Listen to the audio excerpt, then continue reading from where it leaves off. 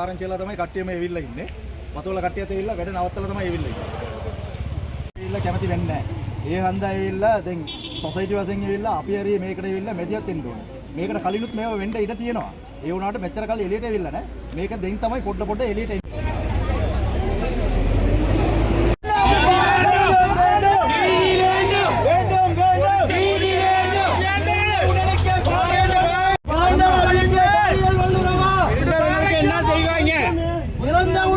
பாலியல் வல்லுறவா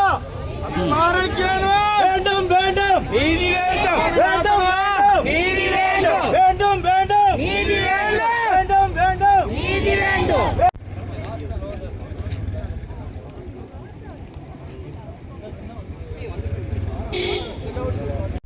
உடலுக்கு பாதுகாப்பில்லை வார வான நாத்தனமா ஓல அரித கேண்டோனே பாலியல் வல்லுறவா பாலியல் வல்லுறவா பாலியல் வல்லுறவா பாலியல் வல்லுறவா போலீஸ்ல இருந்து எல்லாத்துக்கும் என்ன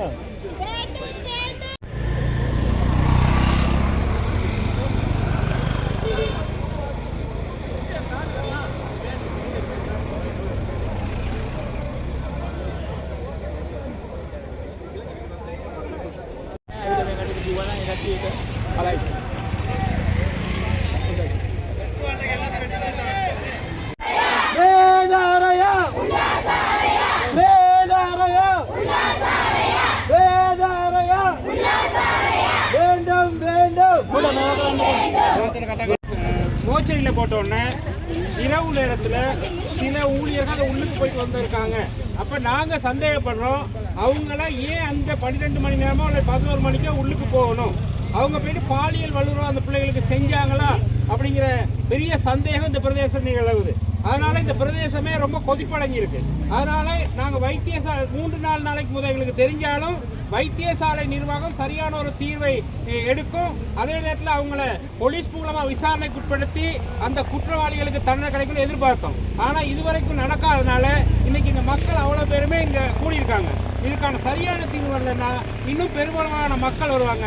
இதை மலையக மக்கள் மல்ல, இந்த நாட்டு மக்கள் ஒரு பிரேதத்தை பாலியல் வல்லுறவு செய்கிறத இந்த நாட்டு மக்கள் கூட ஏற்றுக்கொள்ள மாட்டாங்க. இந்த அநாகரிகமான ஒரு செயலை நாங்கள் கண்டித்து தான் செய்கிறோம். இதுக்கான உண்மை தன்மையை உங்களுக்கு நாங்கள் எதிர்பார்க்கிறோம்.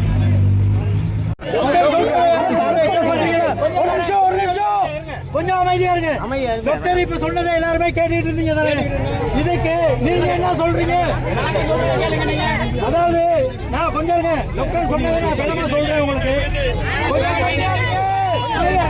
கொஞ்சம் அமைதியா இருங்க. டாக்டர் இப்ப சொல்றாரு என்னன்னு சொன்னா, அவங்களுக்கும் இதே மாதிரி ஒரு விஷயம் வந்து கேள்விப்பட்டு 3 பேர் கொண்ட குழுவை நியமிச்சிருக்காங்க. அந்த பிரேத அறைக்குள்ள 3 பேர் போயிட்டு வந்ததை சிசிடிவிலையும் பார்த்துருக்காங்களா. 3 பேர் வந்து போயிட்டு வந்ததுக்காக இவங்க ஒரு அதாவது ஒரு விசாரணை கமிட்டி ஒன்று போட்டிருக்காங்க. அது சம்பந்தமா இவங்க விசாரணை கமிட்டியில வந்து விசாரணை பண்ண போறாங்க. அப்ப விசாரணை பண்ணி அதுக்கான சரியான ஒரு முடிவை தாரோன்னு சொல்றாங்க. அவங்க அரசு பண்ண சொல்லுங்க. இப்ப ரிப்போர்ட் இருக்குன்னு தான் எங்களுக்கு அந்த சிசிடிவி எல்லாம் இருக்கு. அதுக்கு அடுத்து நாங்க போலீஸுக்கு கொடுப்போம். இப்போ டாக்டர் சொல்றதா நீங்க நம்புறீங்களா? இல்லை, நீங்க முடிவு எடுக்கிறத உங்க நிர்வாகத்தை பொறுத்தது. அப்ப இதை வந்து நாட்டில் ஒரு சட்டம் இருக்கு. இப்ப மக்கள் வந்து கொதிப்படைஞ்சா ஒரு இறந்த உடல் மீது பாலியல் வல்லுறவு நடந்தால் அதை யாருமே ஏற்றுக்கொள்ள முடியாது அப்படின்றதுல ரொம்ப கொதிப்படைஞ்சிருக்காங்க. அதை நீங்க ஏன் போலீஸ் மூலமா ஒரு இன்கொயரி நீங்க ஆரம்பிக்க முடியாது?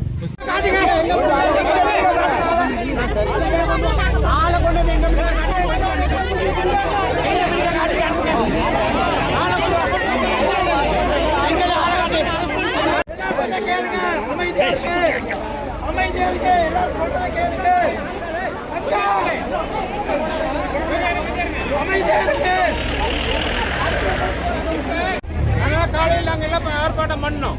இப்போ அங்கேருந்து நாங்கள் இந்த ஹாஸ்பிட்டலுக்கு பொறுப்பான எம்எஸ்ஸை கொண்டு வந்தோம். கொண்டு அங்கே டாக்டர்ஸ் எல்லாம் வந்தாங்க. வந்து அவங்க சொன்னாங்க நாங்கள் இன்கொயரி நடத்துகிறோன்ட்டு.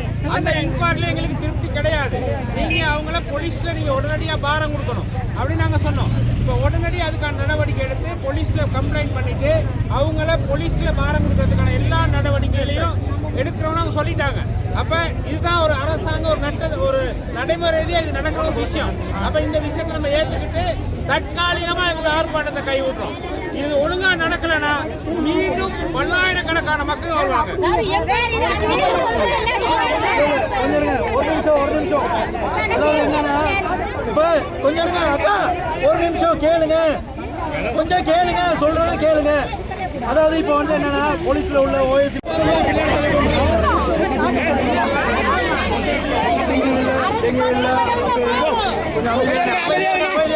இந்த 23ஆம் தேதி தற்கொலை செய்து கொண்ட ஒரு 23 வயது யுவதி கடந்த 23ஆம் தேதி தற்கொலை செய்து கொண்ட ஒரு யுவதி வைத்தியசாலையில் பிரேத அறையிலே வைக்கப்பட்டிருந்த போது இரவு நேரத்திலே வைத்தியசாலையிலே வேலை செய்கின்ற சிற்றூழியர் 3 அந்த பிரேத அறைக்குள்ளே சென்று வந்திருக்கிறார்கள். இது சம்பந்தமாக எங்களுடைய மக்கள் முறையிட்டார்கள். அவர்கள் பாலியல் ரீதியாக வல்லுறவு செய்யப்பட்டிருக்கிறார்கள் என்பதை கூறிய போது மக்கள் அனைவருமே கொதிப்படைந்து இன்று இந்த இடத்துக்கு வந்திருக்கிறார்கள். இந்த சந்தர்ப்பத்திலே இந்த ஆர்ப்பாட்டத்தை பார்த்த போலீசார் வைத்தியசாலை நிர்வாகத்துடன் ஒரு பேச்சுவார்த்தை நடத்த அழைத்தார்கள். நாங்கள் சொன்னோம், நாங்கள் வந்து பேச்சுவார்த்தை நடத்துவதை விட அவர்கள் இந்த இடத்துக்கு வந்து உண்மையான விடயத்தை தெளிவுபடுத்துமாறு நாங்கள் கேட்டோம். அதன்படி இந்த வைத்தியசாலையின் அத்தியட்சகரும் அவருடைய உத்தியோகத்திலும் வந்தார்கள். அவர்கள் கூறிய கூற்றின்படி கடந்த 23ஆம் தேதி அந்த பிரேதம் பரிசீலனை செய்யப்பட்டு மூடி வைக்கப்பட்டிருக்கின்றது.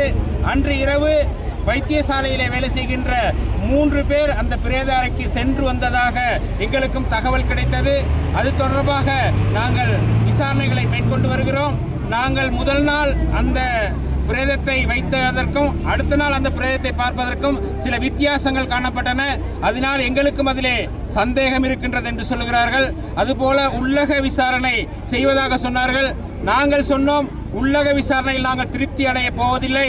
இவ்வாறான ஒரு கேவலமான விடயத்தை மேற்கொண்டவர்களை போலீஸ் மூலமான நடவடிக்கைகளுக்கு உட்படுத்த வேண்டும் என்று கோரிக்கை முன்வைத்தோம். அந்த கோரிக்கையை ஏற்றுக்கொண்டு இப்பொழுது வைத்தியசாலை நிர்வாகம் உடனடியாக போலீஸ் நிலையத்தில் முறைப்பாடு செய்து அவர்களை போலீஸ் நிலையத்தில் பாரம் கொடுப்பதற்கான வேலைகளை செய்வதாக இங்கு உறுதியளித்துவிட்டு சென்றிருக்கிறார்கள். මේවගේ කම්ප්ලේන්ට් එකක් ආවා. ඒ කම්ප්ලේන්ට් එක අරගෙන CCTV ස්පොට් එක අපි බැලුවා. 3 දෙනෙක් ඒක අතර මෝචරේ එකෙන් 3 දෙනෙක් ගිහිලා ඇවිල්ලා තියෙන්නේ. වෙනස් මේ ඊයේ ඒ පවුගේ තිබුණ පොඩි ඒ තත්ත්වේ නෑ. චුට්ටක් වෙනස් වෙලා තිබුණා. ඒ හින්දා අපේ සැක තියෙනවා. ඒ හින්දා අපි ඉන්ක්වයරියක් පටන් ගත්තා. අපි කිව්වා ඒ ඉන්ක්වයරියක් අපිට මදි, පොලිසියට බාර දෙන්න ඕන කියලා. දැන් පොරොන්දු වෙලා තියන්නේ පොලිසියට බාර දීලා ඒගොල්ලන්ට දඬුවමක් දෙන්න උත්සාහ කරනවා. අපි මේ උද්ඝෝෂණ කරා ඒ වෙනුවෙන් මේ මිනිස්සු ගොඩාක් රැස් වෙලා ඉන්න හින්දා මේ පොලිස් මැදිහත්වලා මේ ස්පිරිතාලේ MS මාත්‍යා මෙතන ගෙන්නලා ඒ කණ්ඩායම ආවා. ඒ කණ්ඩායම දැන් අපිට පොරොන්දු වෙලා තියන්නේ දැන් පොලිසිය මේගොල්ලෝ අතුලෙන් ඉන්ක්වයරියක් කරනවා කියලා කිව්වා. ඒ අතුලෙන් ඉන්ක්වයරියක් කරන අපි විශ්වාස නැහැ. පොලිසියට ඒගොල්ලන් බාර දෙන්න ඕනේ.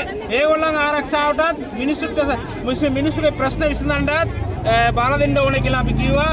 දැන් ගිහලා ඩිවිෂන් මාත්‍ය හම්බෙලා கம்ப்ளைண்ட் කරලා ඒගොල්ලන්ගේ අත්අඩංගුවට ගන්න தீர்மானம் ගන්නවා කියලා අපිට පොරොන්දු வந்து எல்லாருமே என்ன சேர்ந்து பண்ணிட்டு இருக்கோம் அப்படின்னு சொன்னா இங்க வந்து இறந்த ஒரு பெண்ணோட சடலத்துக்கு வந்து பாலியல் வல்லுறவு பண்ணியிருக்காங்க. அந்த விஷயம் வந்து கொஞ்சம் கொஞ்சமாக வெளியில் வந்துட்டு இருக்கு. இதை வைத்தியசாலை நிர்வாகமும் அதை பெரிய அளவில் வெளியே கொண்டு வராமல் அவங்களுக்குள்ளேயே அதை முடிக்க பார்க்குறாங்க. எங்களுக்கு தேவை என்னன்னு சொன்னால் போலீஸ் ஊடாக சரி இதுக்கான ஒரு சரியான ஒரு தீர்வு வேணும். அதே நேரத்தில் இங்கே வந்து இந்த பாலியல் வல்லுறவு இடம்பெற்றது இங்கே இருக்கிற நிறைய பேருக்கு தெரியும், ஹாஸ்பிட்டல் நிர்வாகத்திலேயே தெரியும். ஆனால் மேக்ஸிமம் ட்ரை பண்ணுறாங்க அதை வெளியே கொண்டு வராமல் விடுறதுக்கு. இந்த இறந்த பெண்ணோட சடலம் எந்த தோட்டத்தில் உள்ளது? அது வந்து ஆனத்தோட்டத்தில் உள்ள சடலோன்.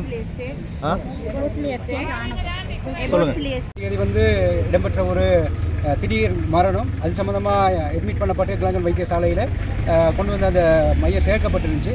அப்படியான ஒரு சந்தர்ப்பத்தில் அன்றைய இரவு வந்து 3 பேர் கொண்ட ஒரு குழு வந்து அந்த உடல் ரீதியான பாலியல் வல்லுறவு நடந்ததாக ஒரு தகவல் கிடைக்கப்பட்டிருக்கு. அது உண்மையாகவே பொதுவாக எல்லாத்துக்குமே தெரியப்பட்ட விஷயம். இப்போ முழுமையாக மலையகம் முழுக்க இந்த விஷயம் தெரிய வந்திருக்கு.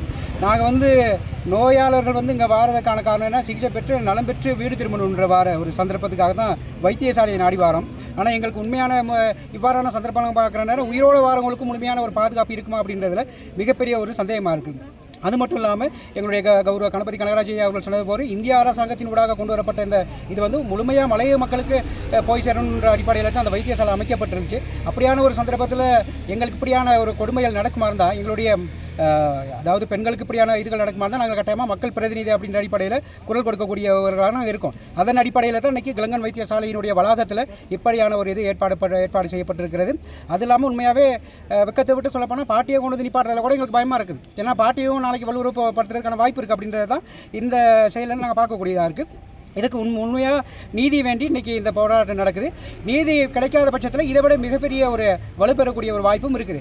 இது பொதுவாக வைத்தியசாலை நிர்வாகம் இதற்கான முழுமையான தீர்வு வரணும். போலீஸ் ரீதியாக இதுக்கான நடவடிக்கை எடுக்கிறதுக்கான முன்னெடுக்க வேண்டும். அதே நேரம் என்னன்னு கேட்டால், பாதிக்கப்பட்டிருக்கிற அந்த இது முழுமையாக ஆத்மா சாந்தி அடையணும்னா அந்த 3 பேருக்கான முழுமையான தண்டனை கொடுக்கறதுக்கான ஒரு வாய்ப்பை உருவாக்கணும் அப்படின்றது தான் எங்களுடைய இந்த போராட்டத்தினுடைய முழுமையான நோக்கம். ஃப்ளோரன்ஸ் பீசனில் இருக்கிறாங்க. எஸ்டேட்டில் வேலை செய்கிற ஒரு தாயிட மகன் தான், 23 வயசு அவங்களுக்கு. அவங்க திங்கக்கிழமை அன்று அவங்க தூக்கு மாட்டி சூசைட் பண்ணிக்கிட்டாங்க. அந்த பொடி ஒரு 2:30 மணி 3 மணி வாக்கில் அன்றைக்கி 5:30 மணிக்கு தான் எங்கள் ஹாஸ்பிட்டல் கொண்டு வந்திருக்காங்க.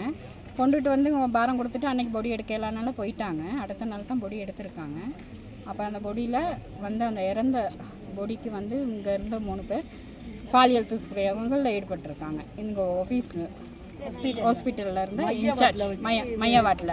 அப்போ இறந்த பொடிக்கே எங்களுக்கு பாதுகாப்பு இல்லைன்னா நாளைக்கு நாங்கள் எப்படி ஒரு வருத்தத்தில் நாங்கள் அட்மிட் ஆகுறது இந்த ஹாஸ்பிட்டல். மேலதிக செய்திகளுக்காக எமது யூடியூப் தளத்தை சப்ஸ்கிரைப் செய்யுங்கள்.